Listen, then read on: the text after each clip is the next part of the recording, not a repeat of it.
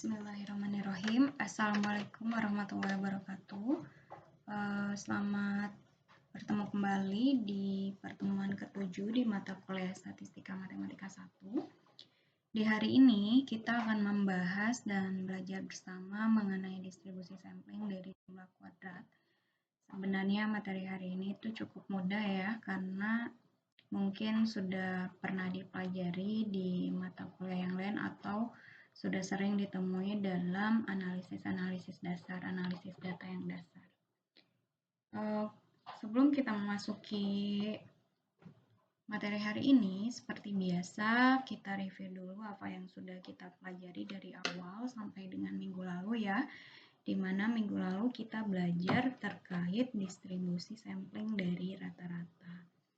Nah, ini setiap pertemuan selalu saya review terlebih dahulu supaya tahu gitu ya keterkaitan antara materi dari pertemuan ke pertemuan, dan juga perlu diingat lagi beberapa hal terkait fungsi pembangkit momen, kemudian terkait ekspektasi, terkait varians, kemudian terkait fungsi variabel acak, dan lain sebagainya, sehingga walaupun mungkin terasa bosan, tapi akan selalu saya bahas di setiap awal pertemuan supaya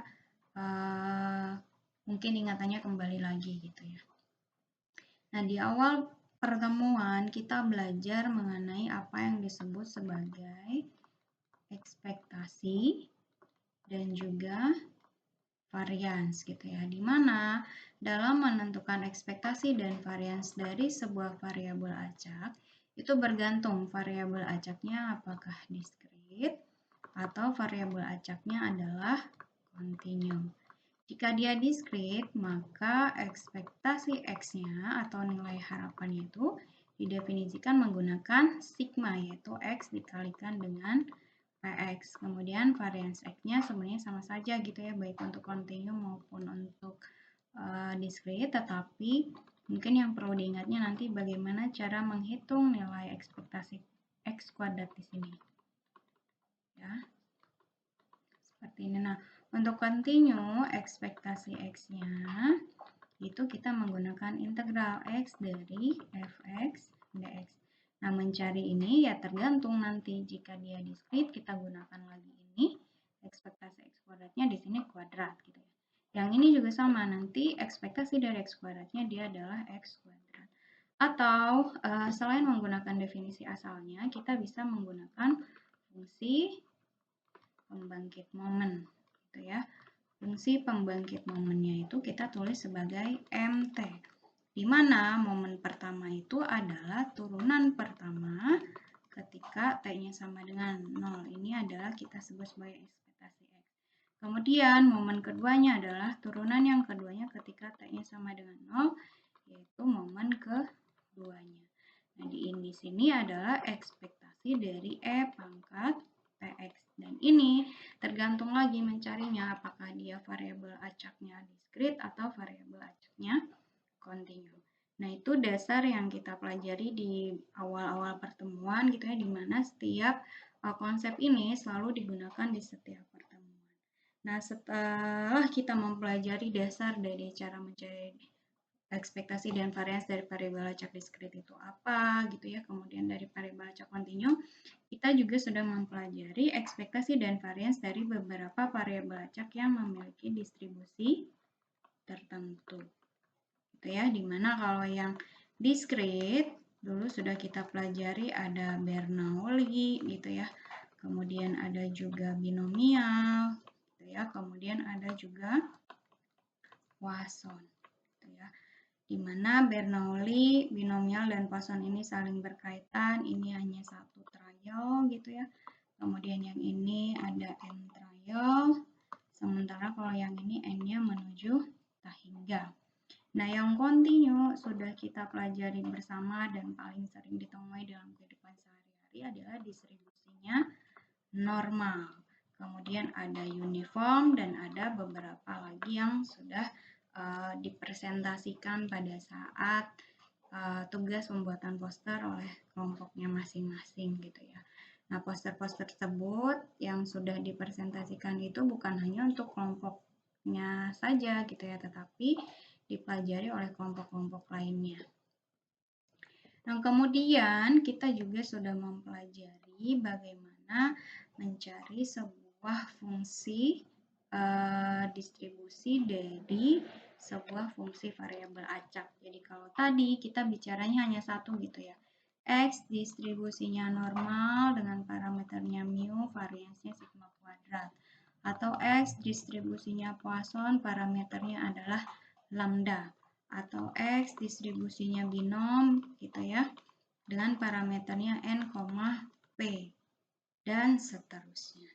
Nah, sekarang pertanyaannya, ketika kita punya sebuah fungsi dari variabel acak yang misalnya kita nyatakan sebagai fx gitu ya, yaitu x kuadrat, atau misalnya x1 ditambah x2, atau misalnya setengah dari x1, dan seterusnya, bagaimana cara kita mencari distribusi dari variabel acak yang terbentuk sebagai fungsi dari variabel acak tertentu. Itu ya, dimana ini sudah kita pelajari. Caranya ada 3, teknik fungsi distribusi gitu ya. Kemudian ada teknik fungsi transformasi dan juga ada teknik fungsi pembangkit momen yang tadi sudah kita ingat kembali gitu ya. Teknik fungsi distribusi, kita butuh fungsi distribusi kumulatif Y-nya jika fungsi dari variabel acak tersebut kita sebut sebagai Y yang merupakan variabel acak juga gitu ya. Kemudian fungsi transformasi yang awalnya Y sama dengan X1 ditambah 2 gitu ya. Ini harus dikembalikan dulu mencari fungsi inverse-nya. Fungsi inverse-nya menjadi X sama dengan, kemudian kita harus cari fungsi Jacobiannya, yaitu turunan dari fungsi inverse-nya terhadap Y-nya. Nah, kemudian teknik fungsi pembangkit momen, artinya kita menginvestigasi apakah fungsi pembangkit momen dari variabel acak Y itu sama atau tidak dengan fungsi pembangkit momen dari variabel acak tertentu. Gitu ya. Ini yang sudah kita pelajari. Kemudian setelah itu kita juga mempelajari yang namanya statistik order.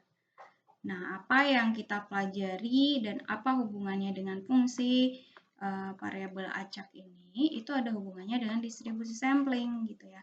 Distribusi samplingnya ini di minggu lalu sudah kita pelajari tentang rata-rata. Di mana rata-rata itu adalah fungsi dari variabel acak X gitu yang dinyatakan sebagai 1/n sigma xi. Nah, minggu lalu ini sudah dipelajari distribusinya apa gitu ya yang di sini. Di mana minggu lalu sudah kita pelajari menggunakan teknik fungsi pembangkit momen. Gitu ya. Nah, kali ini yang akan kita pelajari adalah distribusi sampling dari jumlah kuadrat. Walaupun sebelumnya kan sudah kita pelajari juga cara mencari fungsi densitas dari sebuah statistik order. Ingat lagi ya, statistik order itu misalnya kita punya data X1, X2, X3, X4 gitu ya, X5, ini nilai observe-nya adalah misalnya 5, kemudian 8, kemudian 2, kemudian 3, kemudian 1 gitu ya. Ini kita urutkan dulu. Jadi 1, 2, 3, 5, dan 8. Maka ini menjadi statistik order yang kita tulis sebagai Y1, Y2 gitu ya. Kemudian Y3, Y4, dan Y5. Dimana kalau bicara statistik order pertama itu nilai minimum, statistik order ke N itu adalah nilai maksimum, dan ada statistik order ke K-nya. Nah, hari ini yang akan kita coba pelajari bersama adalah distribusi sampling dari jumlah kuadrat. Ya, sebelum masuk ke sini diingat dulu kembali terkait distribusi sampling rata-rata. Jadi kalau kita punya ukuran populasi gitu ya, ukuran populasinya 100, kemudian kita butuh berdasarkan penentuan ukuran sampel dengan teknik sampling tertentu kita misalnya butuh ada 30 sampel gitu ya. Maka nanti akan ada banyak kemungkinan gitu ya, secara faktanya ada banyak kemungkinan nih kombinasi 30 dari 100. Dimana nanti kita sebut sebagai misalnya sampel pertama itu adalah kombinasi yang paling mudah mungkin saya tuliskan dalam bentuk 5 saja objek ya, A, B, C, D, E gitu ya. Dari 5 ini saya akan pilih 2 orang secara acak gitu ya. Dimana terpilihnya 2 orang ini bisa pasangannya A dan B, A dan C, A dan D, kemudian A dan E, kemudian B dan C, B dan D, B dan E gitu ya, C dan D, C dan E, kemudian D dan E. Nah, nanti ini punya rata-rata, misalnya saya tulis sebagai X bar 1. Ini juga punya rata-rata X bar 2. Ini kita tulis X bar 3. Kemudian yang ini X bar 4. Kemudian X bar 5, X bar 6, yang ini juga X bar 7, X bar 8. Kita jadi punya kumpulan X bar 1, X bar 2 sampai dengan 10 ini ya. X bar 3 sampai dengan X bar 10, di mana ini akan memiliki peluang gitu ya. Peluang berapa rata-ratanya itu adalah 30 dan seterusnya yang kita sebut sebagai distribusi sampling. Gitu ya, distribusi sampling di mana minggu lalu sudah dinyatakan ketika X-nya distribusi normal, parameternya mu dan variasinya ini, maka X bar berdistribusi normal dengan rata-rata mu dan variasinya sigma kuadrat per N. Nah, sekarang yang akan kita pelajarinya adalah jumlah kuadratnya. Gitu ya. Mungkin kita coba definisikan terlebih dahulu. Ya, kita punya variabel acak X1 sampai dengan Xn. Dia independen, distribusinya normal, parameternya mu i untuk masing-masing ini ya, kemudian sigma i kuadrat, dan X barnya ini berdistribusi normal yang tadi sudah kita coba review kembali atau kita ingat kembali di minggu lalu kita sudah pelajari. Parameternya mu, variansinya sigma kuadrat per N. Jadi yang ini itu artinya X1 distribusi normal, mu 1, sigma 1 kuadrat.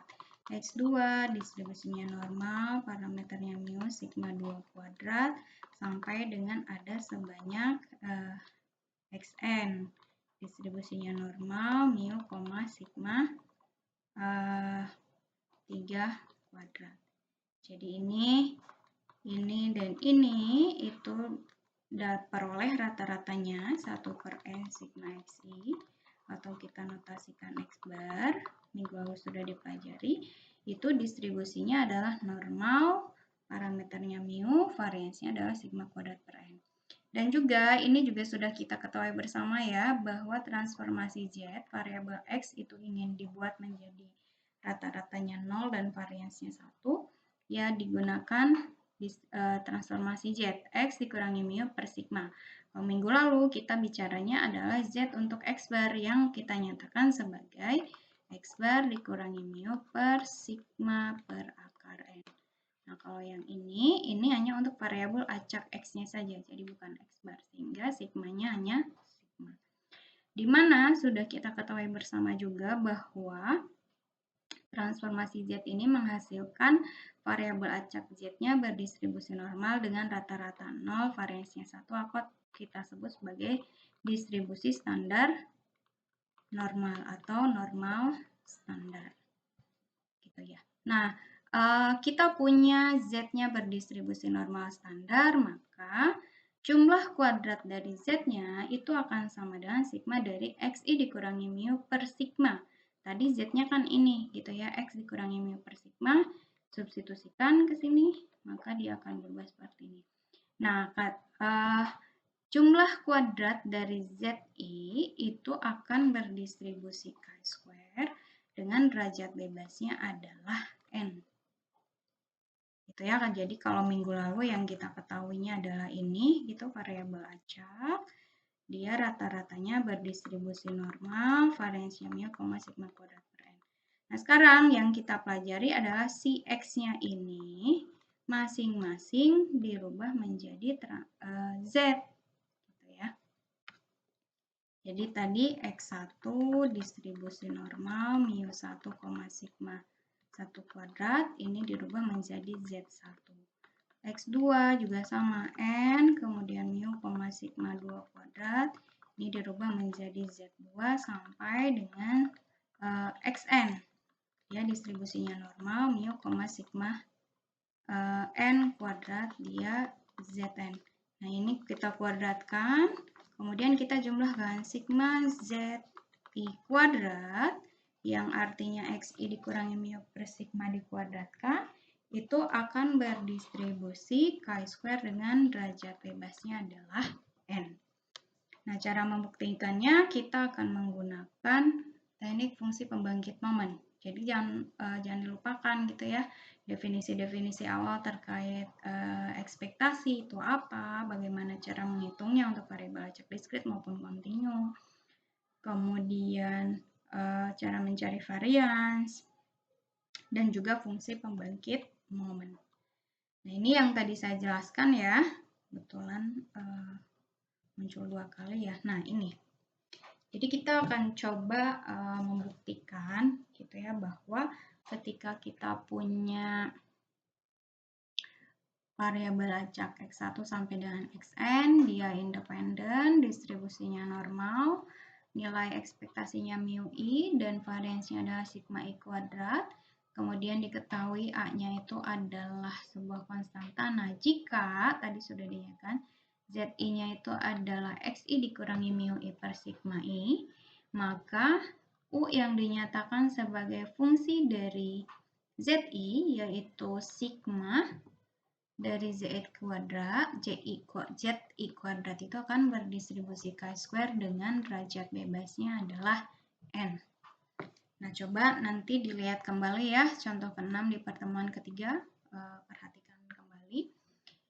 Di sana kita sudah memperoleh hasil, yaitu Zi kuadrat sama dengan Xi dikurangi mu per sigma i dikuadratkan itu berdistribusi chi-square dengan derajat bebas 1, dan fungsi pembangkit momennya adalah ini.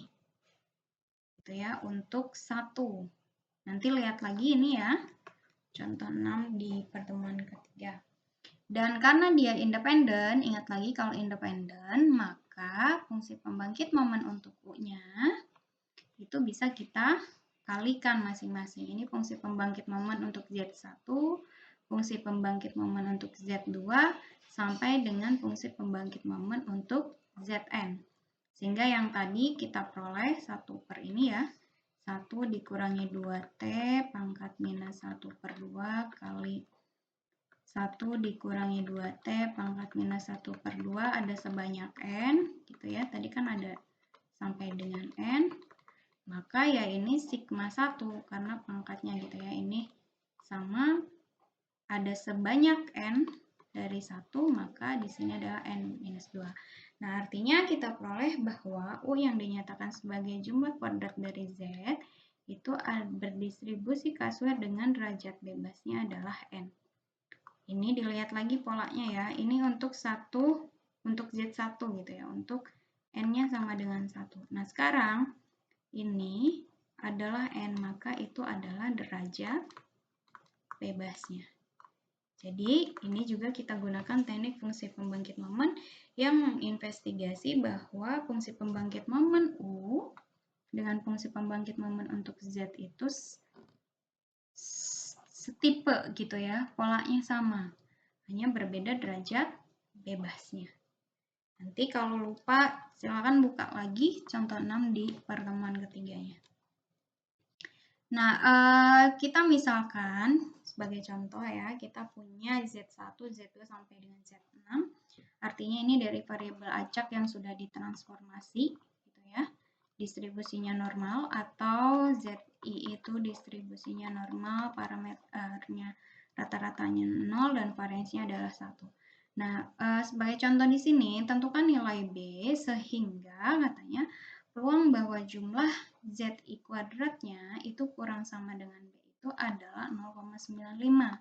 Tadi yang ini akan berdistribusi K², ingat N-nya ada 6, maka derajat bebasnya adalah 6. Ya, jadi tinggal kita gambarkan saja wilayah dari distribusi K².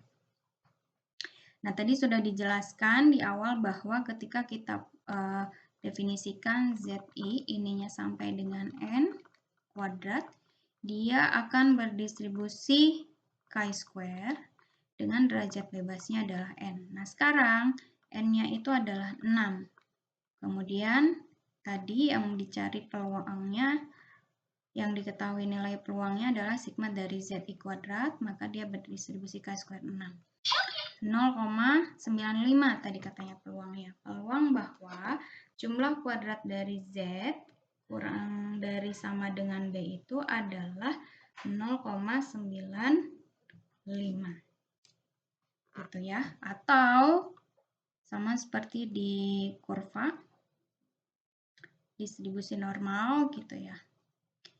Ini bisa kita nyatakan sebagai 1 dikurangi dengan peluang apa?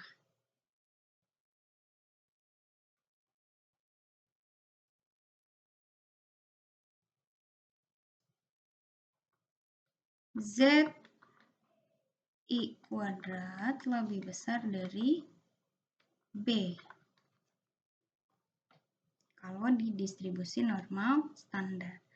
Nah, sekarang coba perhatikan bahwa kurva dari sebuah distribusi Chi-square itu miring ke kiri. Nah, nanti bisa menggunakan tabel yang dari manapun ya. Di sini saya ambil tabel dari bukunya Wakerly.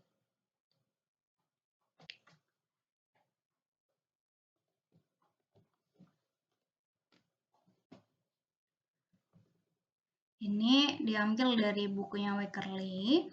Kemudian kita lihat dulu definisi di sini ya, dari tabel yang dari bukunya Wakerly yang digunakan itu adalah peluang kumulatif lebih darinya. Jadi ini yang muncul di dalam peluang di sini, gitu ya. Jadi peluang Chi-square lebih besar dari Chi-square alpha itu sama dengan alpha. Jadi tadi yang kita cari adalah peluang yang kurang dari B-nya. Kalau kita gambarkan, sebentar saya hapus dulu ini.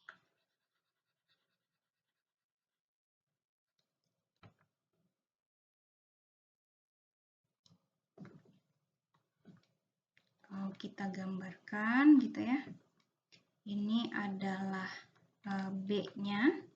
Katanya peluang kurang dari B-nya yang ini itu adalah 0,95. Maka kalau kita gunakan tabel dari bukunya Wakerly, itu adalah nilai alfa yang di sini. Yang saya coba arsir. Ini ya, yang saya arsir warna kuning ini. Itu artinya 1 dikurangi dengan 0,95. Ingat ya, jumlah peluangnya adalah 1 secara keseluruhan, maka nilai alfa itu adalah 1 dikurangi dengan 0,95, yaitu 0,05 yang ini.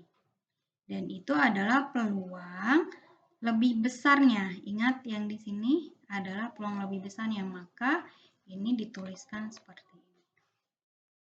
Peluang dari ZI kuadrat lebih besar dari B itu adalah 0,05. Nah, sekarang tinggal dicari saja di tabelnya gitu ya. Di tabelnya dengan degrees of freedom-nya adalah 6 yang ini. Kemudian alfanya adalah 0,05. Maka tarik ke pinggir nilainya adalah 12,5. Jadi kita peroleh hasilnya nilai B-nya itu adalah 12,596.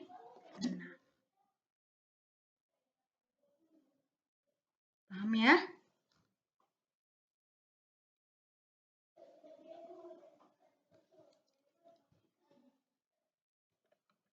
Nah, kalau kita ingin gunakan Excel, minggu lalu juga saya jelaskan kita bisa gunakan Excel untuk distribusi normal standar ya. Untuk distribusi chi-square yang ini kita gunakan distribution. Nilai alfanya berapa, kemudian degrees of freedom-nya berapa.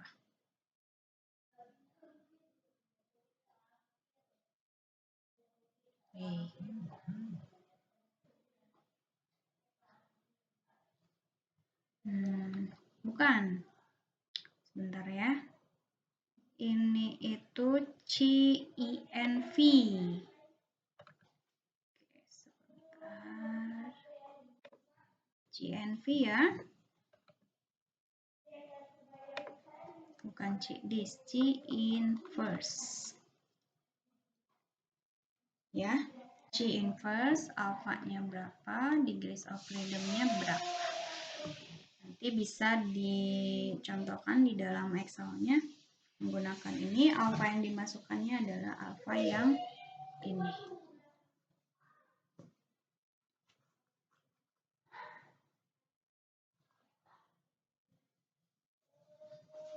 Tuh ya. Oke, kita lanjutkan. Selanjutnya, apa yang akan kita pelajari adalah distribusi sampling dari N dikurangi 1 S kuadrat per sigma kuadrat. Jadi kalau yang ini adalah varians sampel, sementara yang ini adalah varians dari populasi. Gitu ya, sama seperti tadi kita definisikan dulu. X1 sampai dengan Xn, dia ada variabel acak independen, kemudian distribusinya normal, masing-masing X1 normal lagi, μ1, sigma 1 kuadrat, sampai dengan Xn distribusinya normal, μn, sigma n kuadrat. Kemudian kita ketahui bahwa varians dari sampelnya itu adalah 1 per N dikurangi 1, sigma dari XI dikurangi dengan X bar dikuadratkan. Nah, maka kalau ada sebuah fungsi dari variabel acak yang kita nyatakan sebagai N dikurangi 1 dikalikan S kuadrat per sigma kuadrat, atau bisa kita sebut sebagai proporsi dari varians sampel terhadap varians populasinya, itu akan sama dengan, ya ini tinggal substitusikan ke sini. Gitu ya. 1 per N dikurangi 1 kali N dikurangi 1 ini kita coret. Ya, hasilnya adalah 1 per sigma kuadrat dikalikan dengan ini, sisanya. Gitu ya. Nah, ini akan berdistribusi chi-square dengan derajat bebasnya adalah N dikurangi 1, di mana X bar dan S kuadratnya adalah variabel acak independen. Nah, untuk pembuktiannya seperti biasa kita coba uraikan untuk yang lebih mudahnya, yaitu ukuran sampelnya 2 gitu ya. Kalau tadi kan ukuran sampelnya adalah N. Nah, untuk memudahkannya kita coba dengan N-nya 2 dulu saja. Kalau N-nya 2, maka akan kita definisikan bahwa X bar-nya itu adalah 1 per 2, karena N-nya 2, X1 ditambah dengan X2. Nah, artinya S kuadratnya ini adalah 1 per N dikurangi 1-nya, 1 per 1, ini sigma dari XI dikurangi X bar per 2, I-nya 1 sampai dengan N. Kita coba uraikan gitu ya. Dimana di sini kita ketahui bersama X bar-nya adalah setengah dari X1 ditambah X2, X bar yang di sini, maka itu disubstitusikan ke sini. Ini adalah X bar. Gitu ya. Jadi, kita akan memperoleh Ini X bar, yang ini juga X bar. Kita akan memperoleh hasilnya setengah dari X1 dikurangi X2 dikuadratkan ditambah dengan setengah dari X2 dikurangi dengan X1 dikuadratkan. Itu ya, sehingga kita akan dapat 2 kalinya setengah X1 dikurangi dengan X2 dikuadratkan. Nanti akan diperoleh hasilnya adalah setengah dari X1 dikurangi dengan X2 dikuadratkan.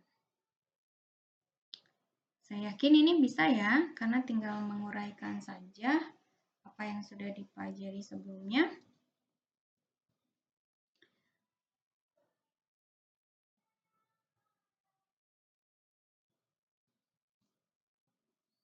Ini kalau kita pecahkan adalah X1 dikurangi dengan setengah.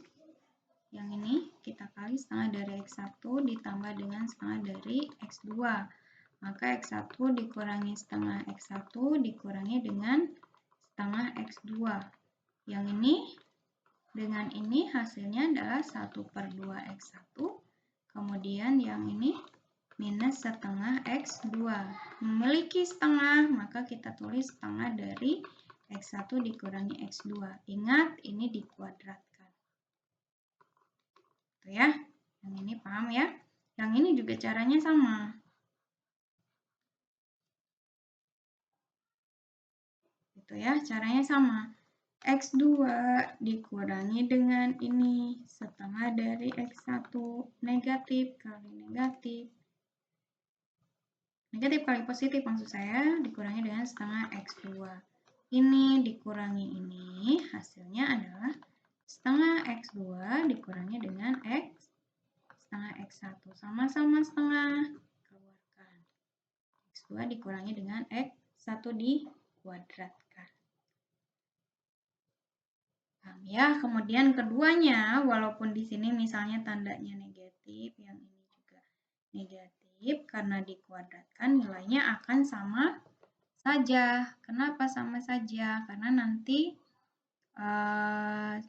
saya misalkan seperti ini ya.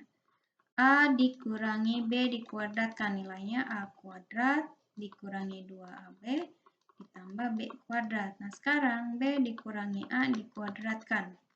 B kuadrat dikurangi 2AB ditambah dengan A kuadrat. Jadi ini sama. Nah, ini pola yang ini, kemudian ini adalah pola yang ini. Nah, artinya ini adalah ambil salah satu ya, baik yang ini atau yang ini. Yang saya ambil adalah pola yang pertamanya. Ini ya. Maka nilainya akan ada 2 kalinya hasil penjabaran ini.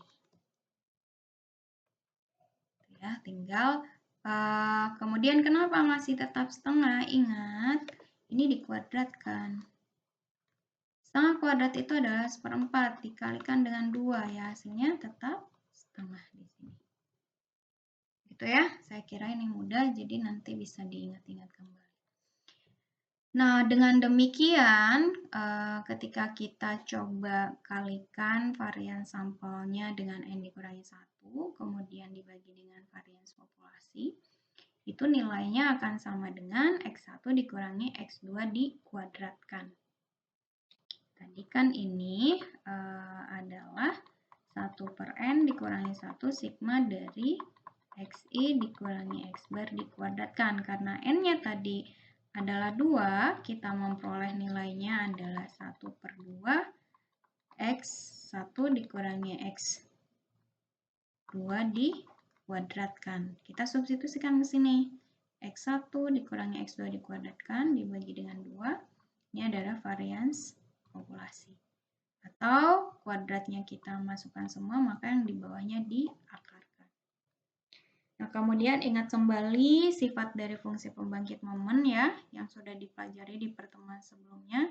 Ketika kita punya fungsi Y, yaitu jumlah perkalian antara sebuah konstanta dengan variabel acak X, itu akan berdistribusi normal dengan rata-ratanya jumlah dari perkalian konstanta dengan rata-ratanya dan variansnya adalah jumlah perkalian dari kuadrat konstanta dengan variansnya. Nah, dengan demikian kita punya X1 dikurangi X2, artinya nilai konstanta A1-nya adalah 1, nilai konstanta A2-nya adalah minus, yaitu X1 dikurangi X2. Ini kan akan sama dengan A1 ditambah ya, A1 X1 ditambah dengan A2 X2. Nah, sekarang di sini konstantanya 1, yang di sini konstantanya negatif. Jadi A1-nya adalah 1, A2-nya adalah minus 1. Artinya kita punya ekspektasinya seperti ini, sesuai dengan sifat dari fungsi pembangkit momennya yang sudah kita pelajari. 1 kali mu dikurangi dengan 1 kali mu, yaitu hasilnya adalah 0. Variansnya, kuadratkan setiap konstantanya.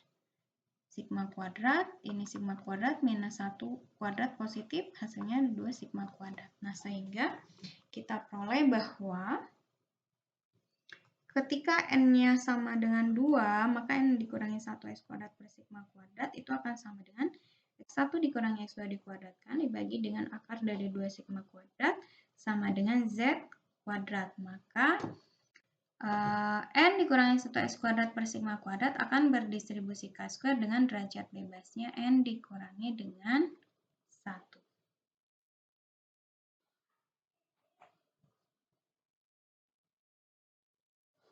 Paham ya?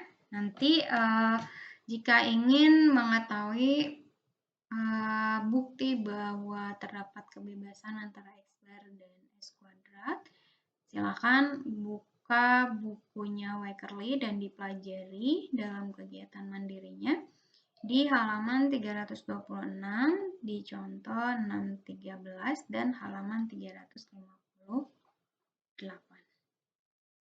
Contohnya, kita punya isi dari sebuah botol minuman, ini diasumsikan berdistribusi normal dengan variansnya 1 ons. Jika diambil 10 sampel botol secara acak, katanya tentukanlah nilai B1 dan B2 agar peluang bahwa variansnya itu berada dalam interval B1 sampai dengan B2 itu adalah 0,90. Bicara di sini variansnya adalah varians sampel. Sama seperti tadi, kalau tadi itu kita transformasi terhadap Z, gitu ya. Kalau sekarang CS-nya kita gunakan proporsi terhadap varians populasinya. Sehingga setiap ruasnya itu kita kalikan dengan n dikurangi 1 per sigma kuadrat. Yang ini. Ini ya. Nah, sehingga kalau kita misalkan ini sebagai A1, kemudian yang ini sebagai A2, kita memperoleh bahwa peluang n dikurangi 1 x kuadrat per sigma kuadrat berada dalam interval A1 sampai dengan A2 itu adalah 0,90. Nah, tadi diketahui bahwa varians populasinya adalah 1 ons, yaitu 1. Dan ini sudah kita pelajari tadi, n dikurangi 1 x kuadrat per sigma kuadrat itu berdistribusi k² dengan derajat bebasnya n dikurangi 1. Maka degrees of freedom-nya adalah 9. Nah, kita manfaatkan lagi tabel distribusi chi-square yang tadi ya. Kalau kita gambarkan di sini kan kita bicaranya, misalnya ini adalah A1, yang ini adalah A2. Wilayah inilah yang dinyatakan sebagai peluangnya 0,9 gitu ya. Maka artinya kita punya dua wilayah yang ini dan ini. Gitu ya. Jadi kita punya wilayahnya yang ini adalah sisanya yang berwarna kuning dulu ya. 1 dikurangi 0,9 adalah 0,10. Kemudian dibagi 2. Jadi 0,10 dibagi 2 adalah 0,05. Yang ini juga 0,05.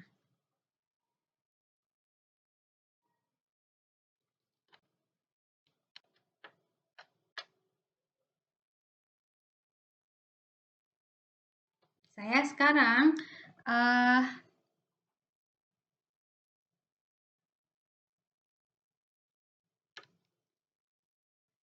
Kita cari dari tabel chi-square, alfanya 0,05 dengan degrees of freedom-nya adalah 9. Untuk yang A2. Ini ya. Coba lihat lagi di tabel yang ini. Degrees of freedom-nya adalah 9. Kemudian alfanya 0,05.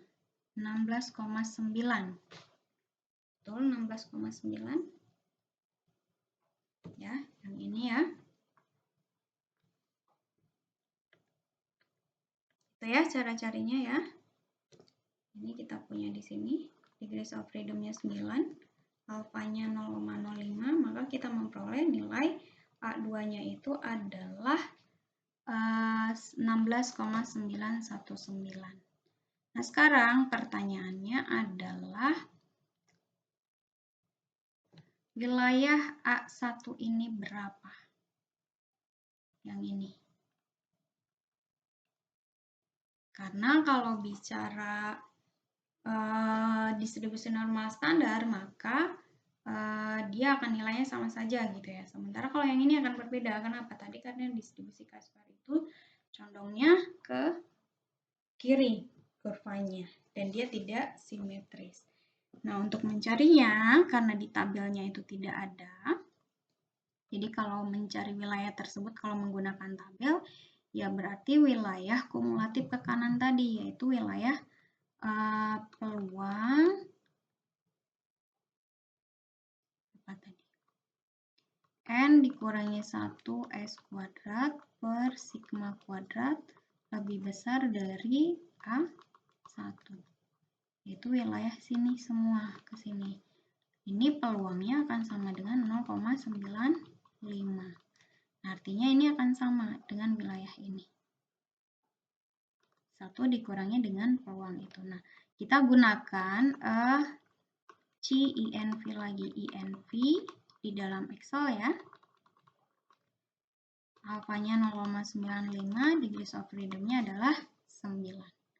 Maka kita akan memperoleh nilainya adalah 3,325.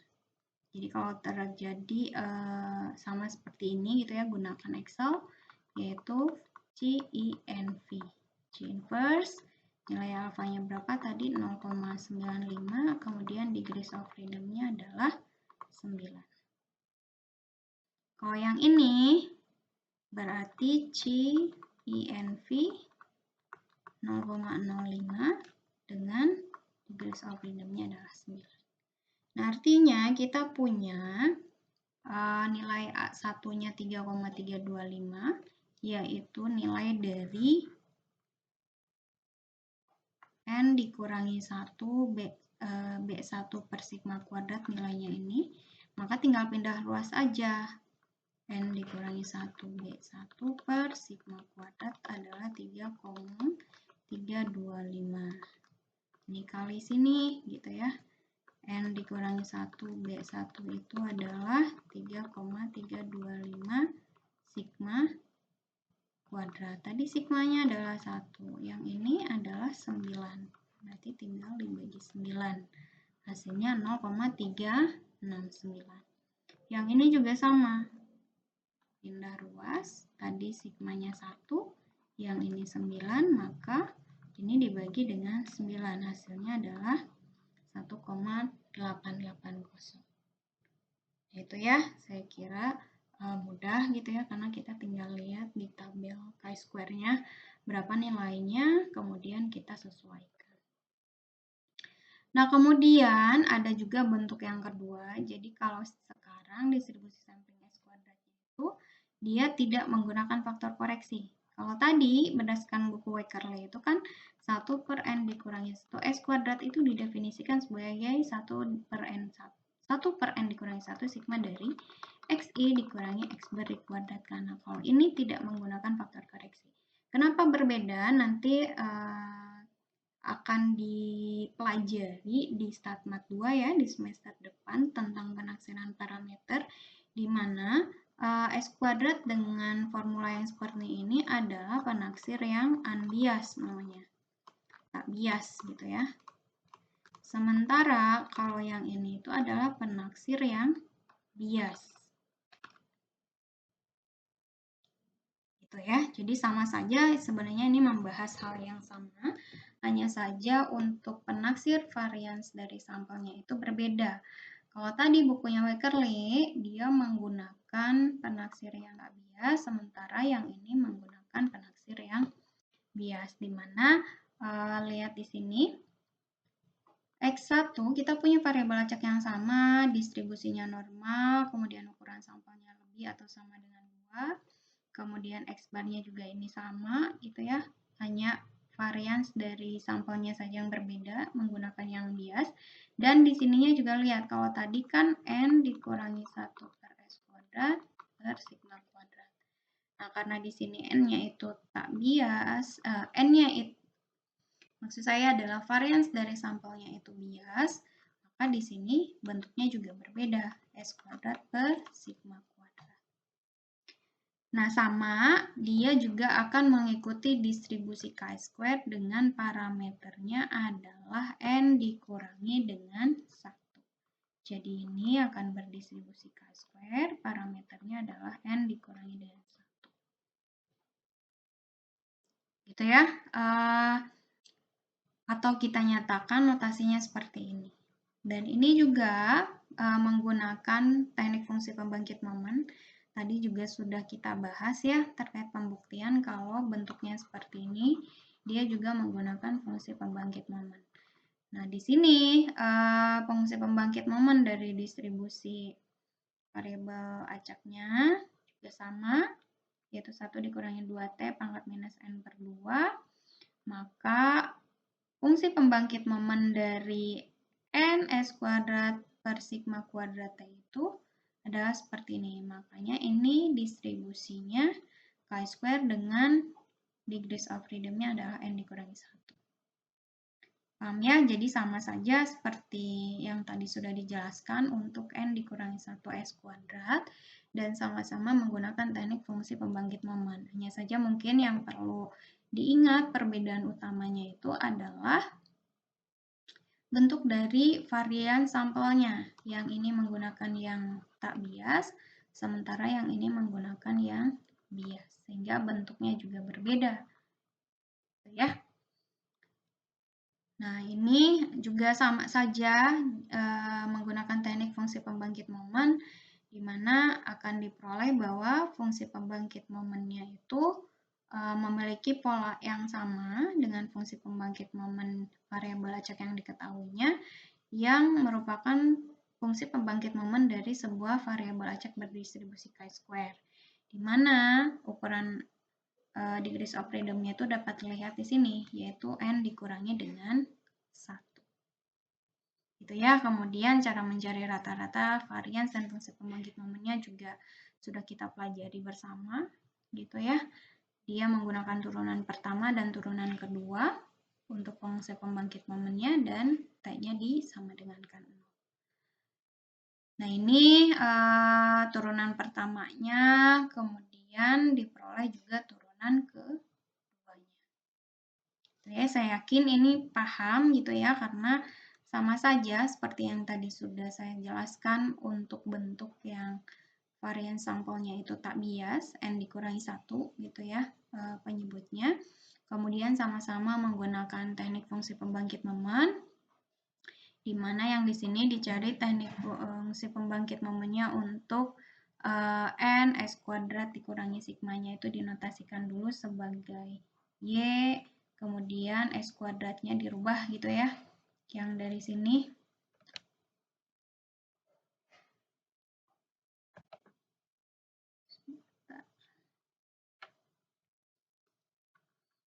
Nah, ini berubah menjadi S kuadrat, pindah ruas gitu ya. Yang ini pindah ruas, sigma kuadrat per N dikalikan Y. Kemudian fungsi pembangkit momennya, karena sudah dimisalkan sebagai Y, NS kuadrat T itu tadi sudah dijelaskan ada di sini.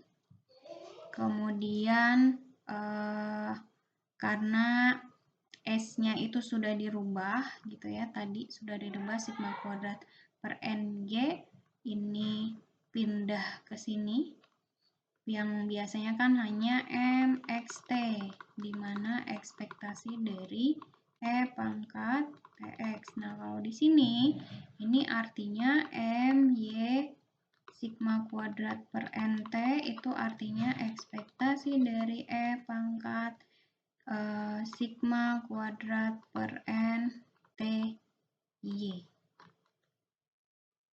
Ya, jadi yang berubahnya ada di sini dengan penurunan yang sudah kita pelajari bersama di beberapa pertemuan, maka akan diperoleh nanti fungsi pembangkit momennya 1 dikurangi dengan 2 sigma kuadrat per NT, dan ini adalah pola dari fungsi pembangkit momen yang berdistribusi pi square.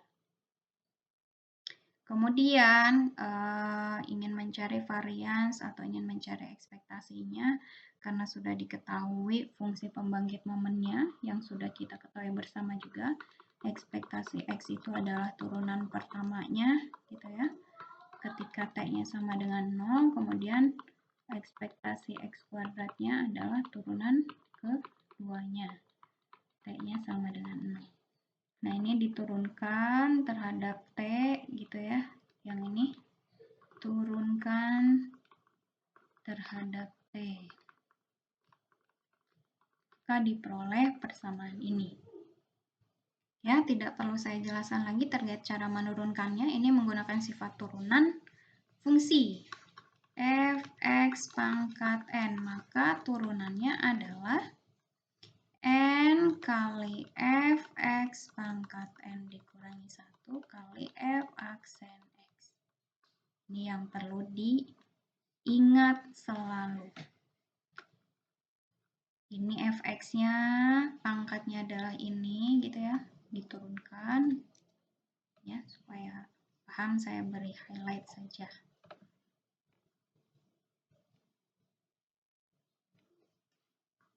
Ini fx-nya adalah ini, kemudian yang menjadi n-nya saya beri warna yang berbeda.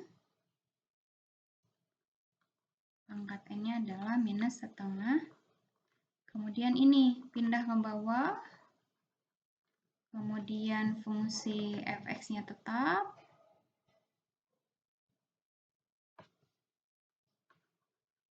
Pangkatnya dikurangi 1. Minus setengah n dikurangi 1 dikurangi 1. Nilainya adalah n plus 1.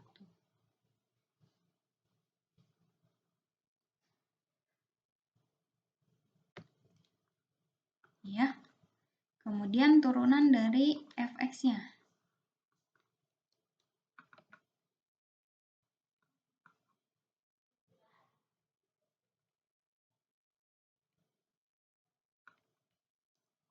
Nih. Turunan dari fx-nya. Oke, saya kira paham ya. Turunan kedua ya ini diturunkan lagi dengan cara yang sama. Maka kan diperoleh momen keduanya atau ekspektasi X kuadratnya adalah seperti ini. Paham ya? Nah, untuk mendapatkan nilai rata-ratanya ya tinggal disubstitusikan, T-nya sama dengan 0 gitu ya untuk turunan pertama. Kemudian untuk mencari variansnya, cari dulu ekspektasi X kuadratnya. Turunan keduanya substitusikan T-nya sama dengan 0. Baru nanti akan diperoleh. Variansnya adalah turunan kedua dikurangi dengan turunan pertama dikuadratkan. Atau ekspektasi X kuadrat dikurangi dengan ekspektasi X dikuadratkan. Nilainya adalah ini.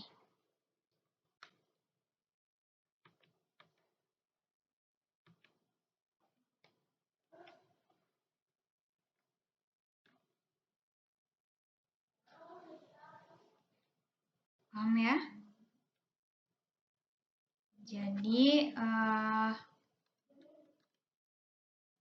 kita bisa simpulkan bahwa